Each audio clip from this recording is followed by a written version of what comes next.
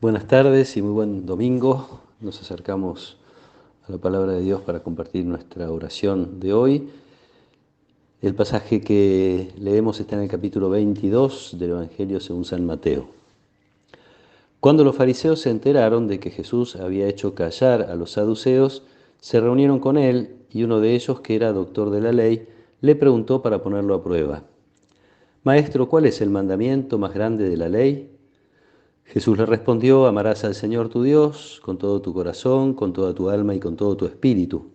Este es el más grande y el primer mandamiento. El segundo es semejante al primero: amarás a tu prójimo como a ti mismo. De estos dos mandamientos dependen toda la ley y los profetas. Palabra del Señor. Jesús estaba en el atrio del templo y allí iban como desfilando distintos grupos de personas. El domingo pasado escuchábamos a los enviados por los herodianos y por los fariseos a preguntar acerca de el pago del impuesto, la licitud del pago del impuesto al César. Así Jesús responde y además abre una segunda mirada, que es que hay que darle a Dios lo que es de Dios. Después de eso vienen los saduceos, como nos cuenta casi al pasar el pasaje de hoy. Vienen los saduceos que niegan la resurrección y le hacen un planteo a Jesús acerca de la posibilidad de pensar en una vida futura después de esta, en la cual ellos no creían en la resurrección.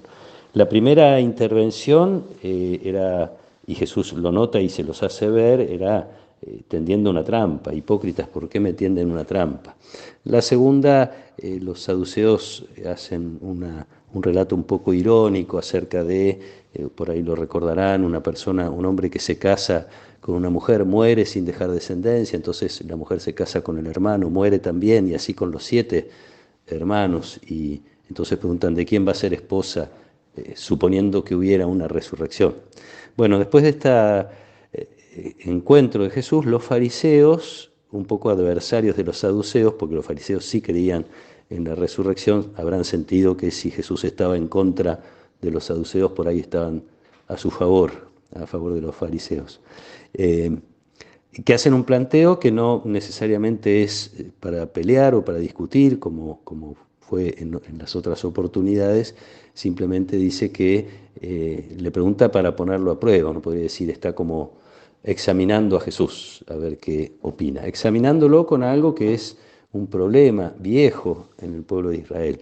La cantidad de preceptos, de normas, de prohibiciones, etcétera, hacía que en toda esa maraña era difícil reconocer qué era lo más importante. Algunos intentos hubo, mucho antes de Jesús, de reducir o de simplificar todos los mandamientos y todas las leyes. ¿Qué es lo que hay que hacer? Hay algún salmo por allí que se pregunta qué se requiere para presentarse al templo del Señor. Y el salmo dice: las manos limpias, puro el corazón, no haber rendido culto a los dioses de otros pueblos paganos y no haber jurado en falso. Acá parece querer sintetizar en estas 4 cosas el salmista. Después hay algún profeta también que pide o dice que lo que Dios quiere es que el hombre practique la justicia, obre con lealtad y se comporte con humildad. Pero hay un caso que se cuenta de un maestro medio contemporáneo de Jesús, a quien un soldado romano, probablemente con intención de burlarse de la religión, le dice, bueno, le pide al maestro que le sintetice la Biblia, que le explique brevemente qué es lo que la Biblia enseña. Entonces este maestro responde: no hagas a los demás lo que no te gusta que te hagan. Y después agrega: todo lo demás en la Biblia es comentario. Algo parecido a lo que hace Jesús ahora. De estos 2 mandamientos dependen toda la ley y los profetas, es decir, toda la Biblia. Entonces esta preocupación que presenta, como digo, generalizada, que presenta el doctor de la ley y fariseo, Jesús encuentra esta síntesis haciendo algo absolutamente original, porque el amor a Dios está incluido en todas las enseñanzas. De hecho, los judíos rezan todos los días, más de una vez al día, esta frase: amarás al Señor tu Dios con todo el corazón.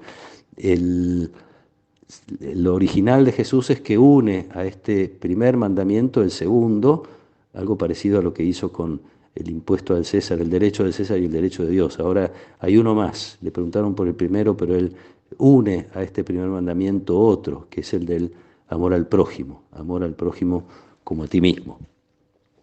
Una invitación que hemos escuchado 1000 veces, pero que siempre viene bien como refrescar en nuestra memoria. Lo esencial de nuestra fe, y esto es decir, lo esencial de nuestra vida, lo único realmente importante de nuestra vida es esto, es el amor a Dios y el amor al prójimo. El amor a Dios que se expresa de distintas maneras, pero especialmente se expresa a través del amor al prójimo. Es mucho más fácil y está más a mano la posibilidad de hacer bien a otros. No es un amor obviamente espontáneo que nace del sentimiento necesariamente, es un amor que se compromete con la necesidad del otro. Desgraciadamente muchas veces se nos ha transmitido como esencial de la vida religiosa otras cosas. Hay personas que todavía creen que lo único importante o lo esencial es la participación en la misa dominical.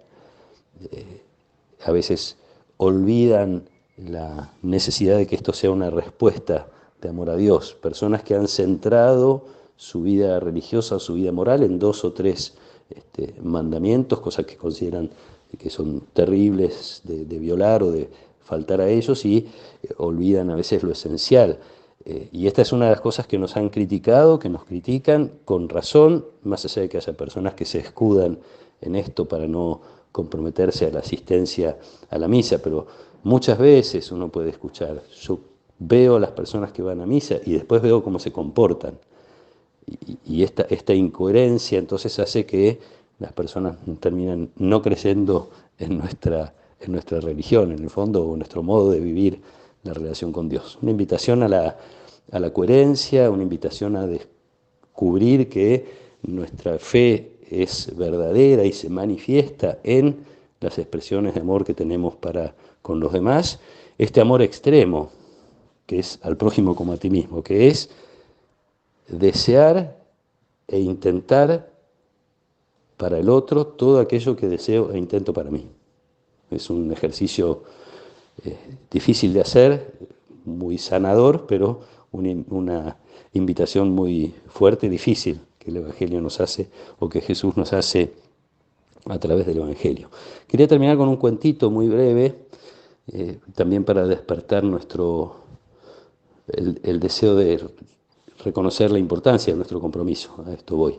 Es un cuento del padre Menapace que habla de un hombre que ve distintas realidades donde las personas sufren, realidades de hambre, de situación de calle, y se enoja con Dios, Dice, ¿cómo puede ser que si Dios es bueno estas cosas sucedan? Ese día se va a dormir enojado, y en sueños se le aparece Dios, y entonces le pregunta, ¿estás enojado? Sí, porque yo veo que pasa esto, y vos no haces nada. Y entonces Dios le responde, yo te hice a vos. Yo te hice a vos. En definitiva, podemos reconocer que el instrumento de Dios para mostrar su amor a los más necesitados es cada uno de nosotros. Pidámosle a Dios que nos ayude a ir descubriendo cada vez más, con más intensidad, esta realidad, que cada vez estemos más preocupados por hacer aquello que es lo más importante de nuestra vida, que es mostrarle nuestro amor a Dios a través del ejercicio de la caridad con los demás. Que nos acompañe la protección y la bendición de Dios Todopoderoso, del Padre y del Hijo y del Espíritu Santo. Amén.